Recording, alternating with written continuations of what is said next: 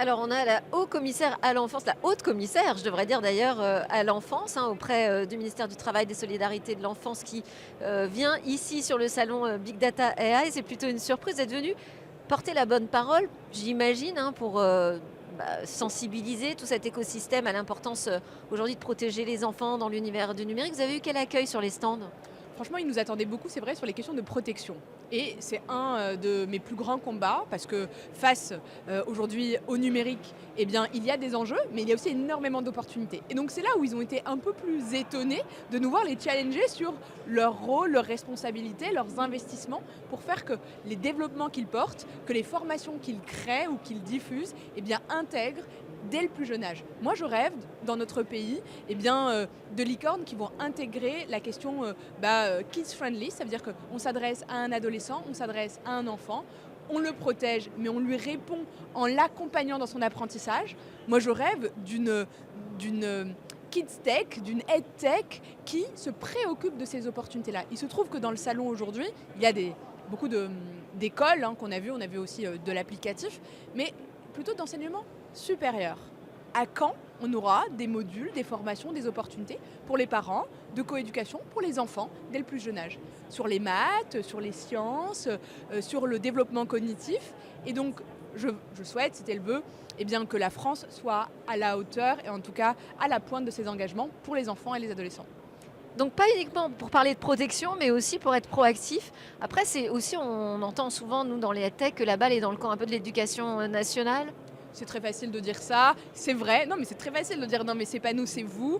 Bah écoutez, nous ouvrons la porte. Il se trouve qu'Elisabeth Borne a annoncé l'accès à une IA pour les enseignants. Demain et après-demain, la question en réalité du numérique au sens large se développe. Mais moi, je rêve de CareTech qui va intégrer la question de la pédiatrie, des plus petits enfants, de soutien à la parentalité. Et dans l'EducTech, il y a 1 million d'usages possibles.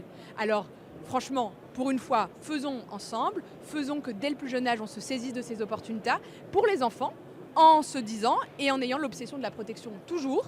Mais la protection, ça ne veut pas dire aseptiser, ça ne veut pas dire éloigner, ça veut dire faire ensemble.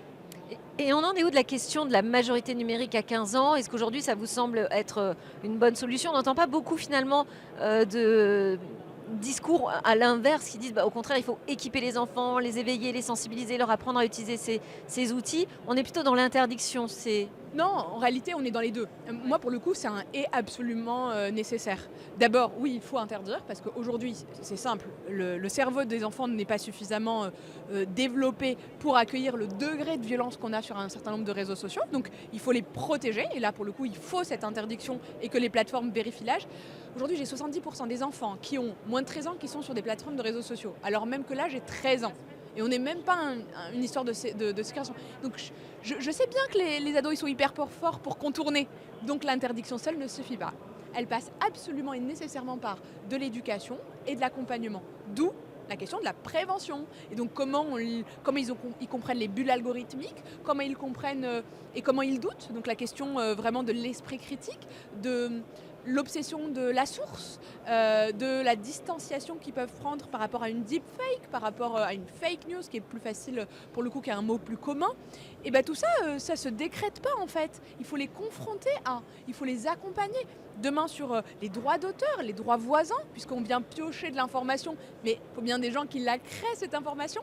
Donc comment on respecte la création aujourd'hui, journalistique, mais aussi pour le coup d'auteurs, quelle que soit leur production.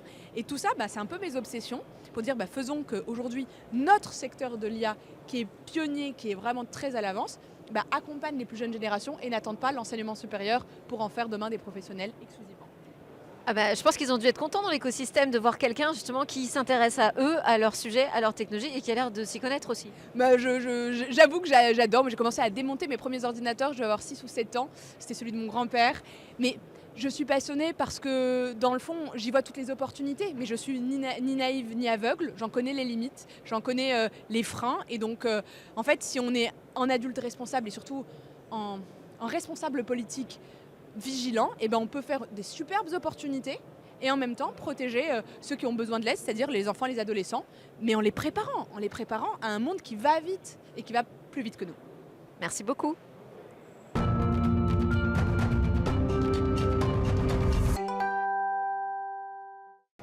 Bonjour Sébastien Demilleville, merci d'être passé au micro de Smartech sur ce salon Big Data et AI. Vous êtes le DG d'HeroX, qui est un groupe de communication au sein duquel vous développez une nouvelle agence 100% spécialisée en intelligence artificielle, une agence de création publicitaire 100% IA. Qu'est-ce que ça veut dire? Ça veut dire qu'il n'y a plus de créatifs, il n'y a plus que des prompteurs? Bonjour, merci beaucoup pour l'invitation. Effectivement, on lance au sein du groupe HeroX Versus, qui est une agence IA First, IA native, qui a pour ambition de libérer le potentiel créatif des marques grâce à la GenAI. Ce qu'on pense aujourd'hui, c'est que on est, et puis on le voit ici au salon Big Data et AI, qu'on est probablement à l'aube d'une révolution technologique, sociétale, voire civilisationnelle, et que ça, pour des marques, pour des annonceurs, ça fait tomber tout un tas de barrières, et ça leur permet d'accéder à des niveaux de production, à une qualité, à une exigence auxquelles ils n'avaient pas forcément accès auparavant. Il y a tout un tas de barrières qui tombent. Pour répondre précisément à la question, on est une agence, on n'est pas un studio de production. Ce qui veut dire qu'on réinvente un petit peu le modèle de l'agence traditionnelle. Néanmoins, on garde au cœur de la proposition de valeur de Versus un accompagnement stratégique, un accompagnement de conseil, la forte compréhension de l'ADN d'une marque, d'un annonceur, des problématiques. Et on conjugue ces experts, on va dire, de la publicité avec des techs, avec des talents issus de la technologie, Mais avec très des prompt concrètement, ça engineers. change quoi? Alors, ça change plusieurs choses. Ça change Les profils quand même des gens qui travaillent dans l'agence? il y a des choses qui changent et des choses qui ne changent pas. Ce qui ne change pas, c'est l'excellence créative qui est au cœur de notre métier désormais. Ce qui change, dites-moi ce qui change. Alors, ce qui change, c'est qu'on a effectivement, en croisant des profils créatifs et publicitaires avec des profils beaucoup plus technologiques, ça change le rythme de travail, l'accélération. Pour une campagne 360, on peut travailler par exemple en 4 semaines, ce qu'on faisait auparavant probablement en 4 mois pour une campagne globale. Ce qui change aussi, c'est le potentiel créatif ou le développement des idées. Là, on est auparavant peut-être limité par des budgets de production ou un timing dans la réflexion. La connaissance, la maîtrise et la veille de ces outils nous permettent d'accélérer et d'agrandir le spectre de travail là-dessus. Donc réduction des coûts aussi sur la création de campagne? Bien sûr, sur la partie production particulièrement, parce qu'on Ok. ne peut pas imaginer qu'aujourd'hui, avec des coûts de licences d'outils comme VO3, comme Xfield, comme Sora 2 d'ailleurs qui est sorti ce matin, des licences entre 3 000 et 10 000 dollars par mois pour être très précis, on ne peut pas imaginer que demain, pour une certaine typologie de projet, les coûts ne vont pas être réduits. Donc oui, bien sûr, optimisation budgétaire. Après, on est pragmatique. On le fait avec du recul, on le fait au cas par cas selon la typologie de projet. Mais oui, excellence créative conjuguée à de l'optimisation budgétaire. Et quels sont les premiers clients qui sont intéressés par ce type d'approche 100% IA générative? Il y a pas mal de clients qui nous ont Peut-être un contactés. type de campagne que ça Oui, touche en bien sûr. particulier? Déjà, il y a pas mal de clients qui sont aussi, on va dire, excités et enthousiastes que nous à l'idée de faire de la création aujourd'hui à l'heure de la GenAI.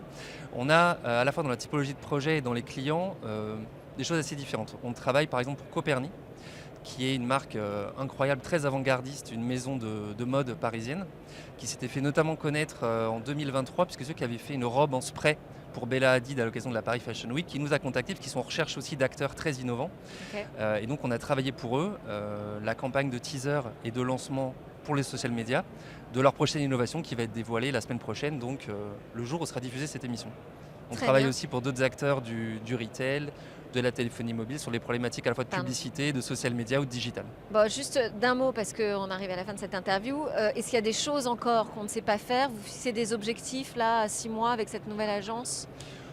Ah oui, il y a plein de choses aujourd'hui qu'on ne sait pas faire, mais vu le rythme d'innovation, le développement des outils et tout ce qui Quel sort est au jour l'objectif le jour. à terme avec Versus? D'arriver à L'objectif, faire quoi? c'est d'accompagner aujourd'hui tous les annonceurs et les marques à utiliser pleinement le potentiel de la GenAI pour démultiplier leur potentiel créatif. Merci. Merci beaucoup.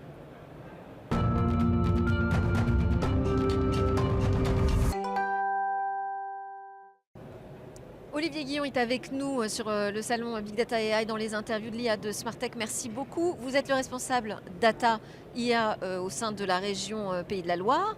Et la grande actualité, c'est, enfin en tout cas de mon point de vue, c'est que vous mettez en place une IA souveraine avec une entreprise francilienne dont j'ai oublié le nom là d'un seul coup. Suadeo, c'est ça. Quel est le projet au départ? Alors, le projet au départ, c'était de doter la région d'un catalogue de données et d'outils qui permettent aux métiers de s'approprier leurs propres données et de les exploiter.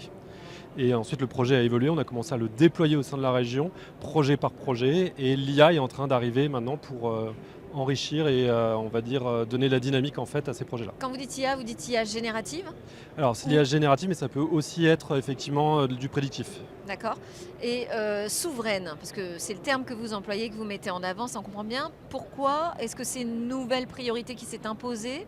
Alors non, parce qu'une collectivité, ça a des données qui sont ouvertes, qui appartiennent à tout le monde, ce qu'on appelle des communs, mais il y a aussi des données qui se relèvent des données personnelles, du secret économique également. Ça peut être du secret industriel dans certains cas, et donc ces données-là, on ne peut pas les ouvrir à tout le monde, ou en tout cas, tant qu'elles n'ont pas été anonymisées, tant qu'elles n'ont pas été mises en état pour. Et donc il faut qu'on garantisse la souveraineté, notre souveraineté sur ces données par rapport aux enjeux. Et elle va jusqu'où cette souveraineté? Parce que là, donc, vous travaillez avec un fournisseur français, national. Vous allez jusqu'où dans la garantie de la souveraineté de cette IA? Alors quand on travaille avec Swadeo, en fait, on va travailler les données dans notre entrepôt de données, au sein du conseil régional. D'accord. Et donc l'IA vient travailler directement là où sont les données. On n'a pas de sortie de données. Alors parlez-nous des utilisations que vous imaginez ou qui commencent déjà à exister avec cette plateforme d'IA. On peut simplifier l'accès aux données déjà, c'est-à-dire qu'aujourd'hui les agents ont des Alors interfaces. en interne, c'est ça, c'est pour les agents. En interne, les agents ont des interfaces pour produire des tableaux de bord qui vont permettre de valoriser, aider à la prise de décision. Demain, l'IA va aider ces agents à produire eux-mêmes les tableaux de bord beaucoup plus facilement, beaucoup plus rapidement. Ensuite, on peut faire des projections avec des algorithmes qui permettent effectivement d'étirer les tendances pour savoir effectivement si on suit la même tendance, où on va arriver, à quelle échéance. Cette IA, elle va nous permettre, parce que là on est en train de déployer cette partie-là, de tester des paramètres pour voir en fonction de scénarios où on arrive, ce que ça donne par rapport Mais aux très tendances qu'on essaie de concrètement, varier. des paramètres de quoi? C'est au niveau vraiment de choix de politique publique? Ça peut être à ces niveaux-là, ça peut être sur des transports par exemple, en se posant la question effectivement du nombre, est-ce qu'on a besoin ou pas d'une nouvelle motrice par rapport au nombre de personnes qu'on transporte, etc. et par rapport aux arrivées de population. Ça peut être aussi d'un point de vue fonctionnement de la collectivité. On peut regarder les consommations énergétiques des bâtiments de la région et en fonction des variations de la tarification, de la météo, on peut essayer de voir à peu près ce que va être la projection pour l'an prochain et donc du coup mieux gérer, on va dire, les fonds publics. Et comment vous avez fonctionné? Vous avez travaillé d'abord par un choix de premier cas d'usage qui vous semblait évident, ou alors vous avez testé les métiers pour savoir lesquels étaient les plus prêts ou prompts, j'ai envie de dire, à utiliser l'intelligence artificielle. Comment est-ce que vous avez procédé pour le démarrage? On travaille dans un principe de gouvernance partagée des données. C'est-à-dire que les données sont au métier, c'est le métier qui sait les utiliser, qui sait quoi en faire. Donc on ne fait pas de projet ex cathedra. Le métier a un projet et dans le cadre du projet du métier, on lui explique au métier que là c'est pertinent de le faire avec cet outil-là, avec Swadeo. Et donc on travaille avec eux pour mettre les choses en place dans Swadeo, on leur apprend à l'utiliser et ensuite on gère le cadre et le métier est autonome pour l'exploiter. Et alors vous dites, vous leur apprenez à l'utiliser. Quels sont véritablement les besoins d'accompagnement qui vous semblent nécessaires aujourd'hui? Il y a toute l'analyse des données pour récupérer les données qui vont permettre de traiter la problématique qu'on doit traiter. Il y a la question de la collecte de ces données pour l'exploitation dans la durée. Il y a la question aussi de la souveraineté, donc tout ce qui est géré effectivement l'anonymisation des données, les données RGPD, etc. Ensuite, il y a la façon de correctement exploiter, correctement monter les tableaux de bord. Là, l'IA va beaucoup nous aider et aussi accélérer les choses. Et il y a la façon de rendre tout ça pérenne en fait dans le temps. Voilà. Un beau projet, merci beaucoup.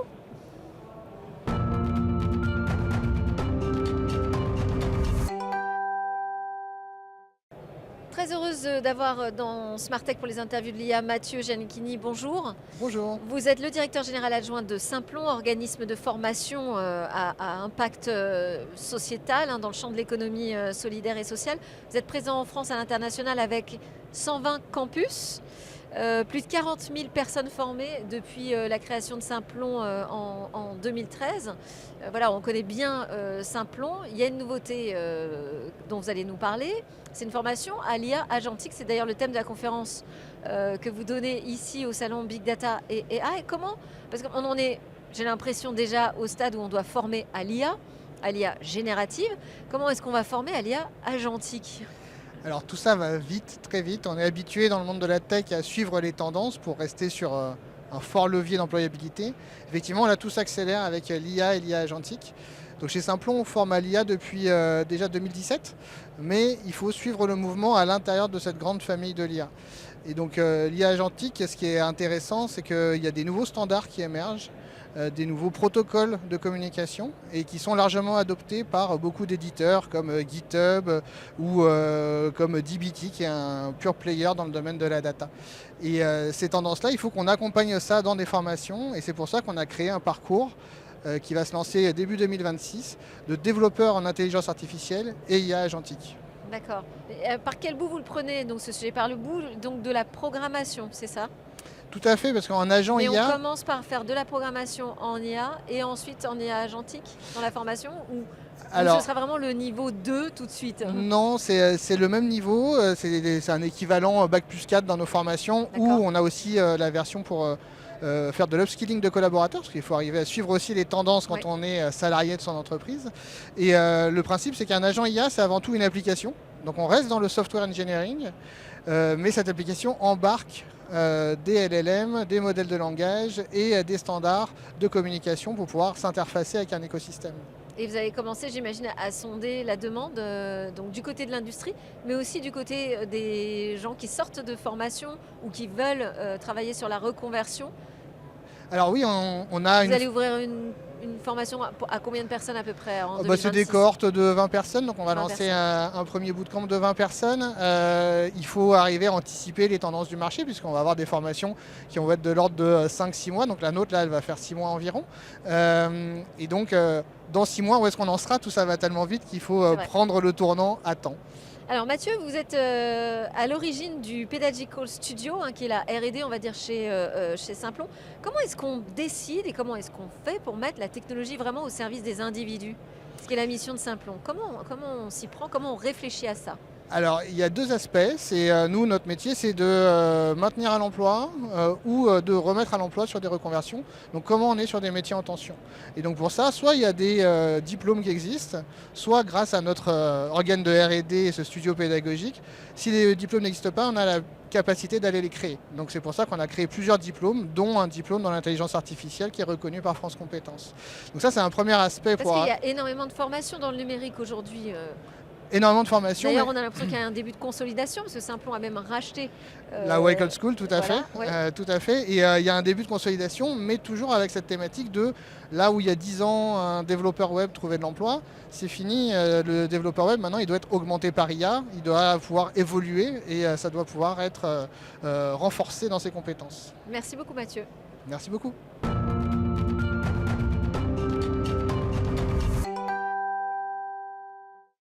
Guillaume Delaboulé nous a rejoint. Bonjour, merci beaucoup d'être avec nous. Vous êtes le responsable de l'apprentissage automatique, Head of Machine Learning chez Withings. Withings est une pépite dans l'univers de la santé connectée qui conçoit des balances, des montres, enfin tout un tas de dispositifs pour surveiller notre santé. Est-ce que vous présentez des nouveautés ici sur le Big Data, le salon Big Data AI?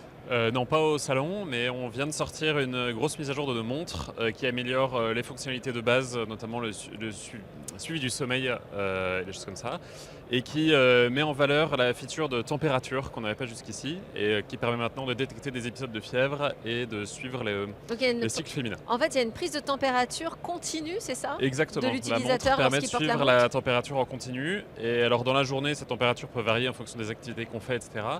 Mais la nuit, elle reflète plus notre état de santé et ce qui arrive à notre corps, donc la fièvre et les cycles féminins, les cycles circadiens, etc.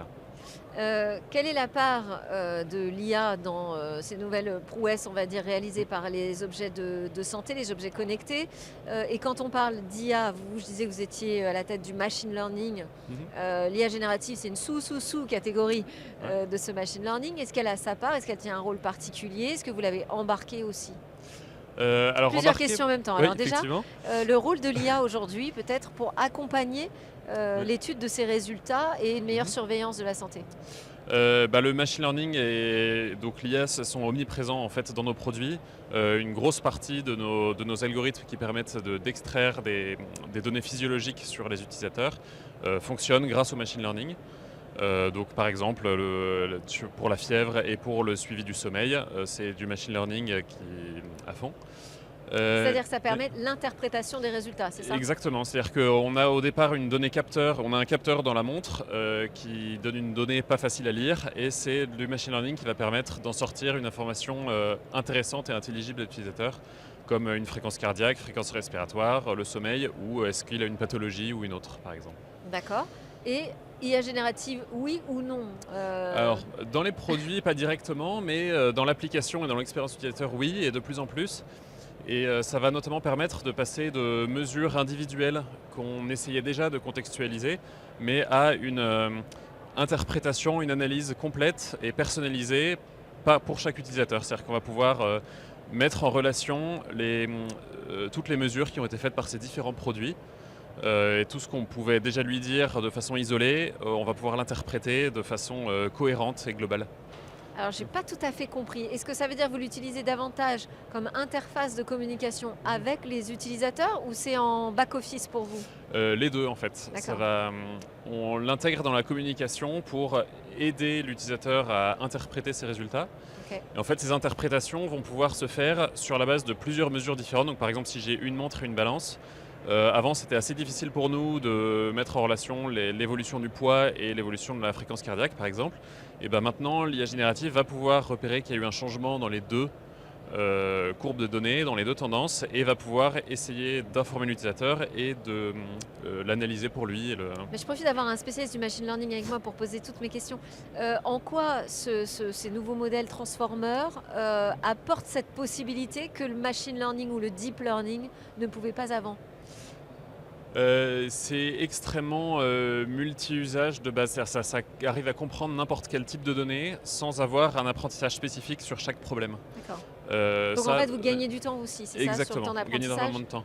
Il y a, sur cette analyse personnalisée qu'on voulait donner aux utilisateurs, c'est quelque chose qu'on veut faire depuis très longtemps, mais qui demandait des efforts beaucoup trop grands pour ce qu'on pouvait faire. Et avec l'IA générative, on a des modèles qui sont capables de le faire plus facilement, tout seul, enfin plus vite.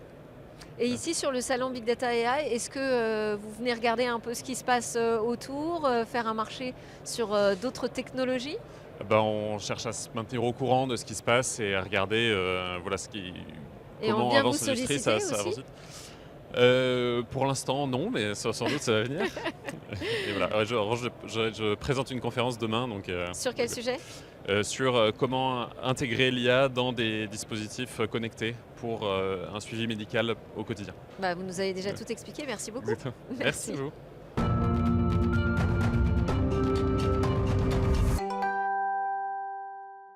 Bonjour Léa Deloris, vous dirigez l'équipe Artificial Intelligence Robots and Tech, AirTech, si on résume, de BNP Paribas. Alors, parlez-nous un peu de cette équipe mystérieuse, j'ai envie de dire, BNP Paribas. Quel rapport entre la banque, l'IA, les robots?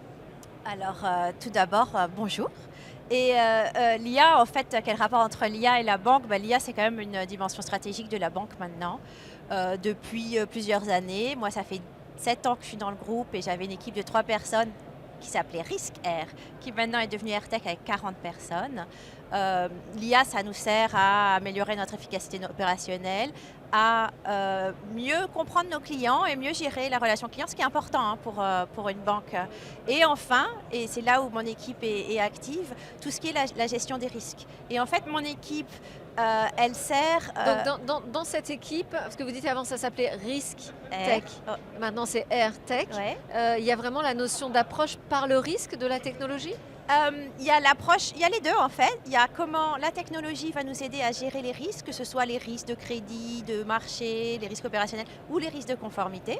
Parce que je suis entre mon équipe travaille sur les risques et la conformité, mais aussi, et ça on travaille beaucoup sur les risques de la technologie. Et la partie robotique? Ah, les robots. Alors, les robots, en fait, c'est tout ce qui est... On parle de robots logiciels, d'automatisation, C'est ça. ou on parle vraiment de robots avec des bras mécaniques? Non. On parle de robots comme dans Robotic Process Automation, qui sont finalement des systèmes pour automatiser et aider. Il y a beaucoup de tâches manuelles dans la banque qui viennent de la difficulté de la multiplicité des systèmes d'IT et des demandes réglementaires qui font qu'on ne peut pas toujours avoir l'IT qui évolue assez vite et donc du coup beaucoup de tâches manuelles. Les robots sont là pour aider ces tâches manuelles et en fait l'IA et les robots, ça va vers ce qu'on appelle maintenant Agentic AI. Donc c'est sur quoi je parlais tout à l'heure. On n'en est pas encore une conférence là, voilà, sur exactement. le salon Big Data AI où nous sommes en ce moment même. Pardon. Exactement. Et c'est pour expliquer qu'en fait, le process, la data et l'automatisation et l'IA maintenant, c'est un tout vers lequel finalement on a besoin d'aller et on a besoin d'équipes qui connaissent les sujets pour pouvoir accompagner, pas pouvoir nécessairement faire, pouvoir accompagner et trouver les directions stratégiques, les bons process et comment avancer là-dessus. Et quel est votre regard sur, parce que là vous parlez d'IA agentique, mais sur l'IA générative et les risques aujourd'hui que ça comporte? on entend beaucoup de travail et de progrès sur la question des hallucinations, mais aussi sur le fait que c'est un peu inhérent finalement à la manière dont ces transformers fonctionnent de manière probabiliste. C'est ça. Comment est-ce que vous abordez cette question alors que justement vous travaillez sur la question du risque? Alors, l'aspect probabiliste, il existait pas qu'avec les generative AI, mais aussi avec finalement l'IA traditionnelle. Et je vais répondre à votre question, mais ce qui m'amuse, c'est que cette capacité de se tromper était un problème quand on voulait vendre nos solutions aux utilisateurs. Et maintenant, parce que c'est sous forme de texte au lieu d'être sous forme de chiffres, ils ont plutôt tendance à vouloir accepter sur 3 exemples, comme pour les crèmes de soie, plutôt que quand on leur avait testé sur 1000 exemples et qu'il y en avait quelques-uns qui ne marchaient pas. Donc ça, c'est un problème qu'on a souvent. Et en fait, il y a tout un système de gestion qui fait que on a des décisions qui sont prises, on a des personnes qui sont responsables des solutions. Ces personnes, elles doivent voir dans quelle mesure ça fonctionne pas. Et on met en place aussi du monitoring, c'est-à-dire que quand la solution est en marche, on suit, comme on suit dans les hôpitaux les informations importantes sur le patient. Nous, on suit des informations importantes sur nos systèmes d'IA, que ce soit génératif, traditionnel, pour voir s'ils commencent à dériver trop et prendre des décisions si c'est nécessaire. D'accord, donc vous mettez en place des processus gouvernances, automatisés et des décisions pour pas automatisées, ceux-là sont parfois automatisés mais suivis aussi par des humains. Mais au cœur en fait de la gestion des risques, c'est la responsabilité humaine, c'est-à-dire qu'il y a une personne qui est responsable de cet outil. Merci beaucoup Léa Deloris, et puis je vais remercier tout le monde de nous avoir suivis. C'était donc les interviews de l'IA dans Smart Tech. On était aujourd'hui en édition spéciale sur le salon Big Data AI Paris 2025. On se retrouve très vite sur la chaîne Bismart.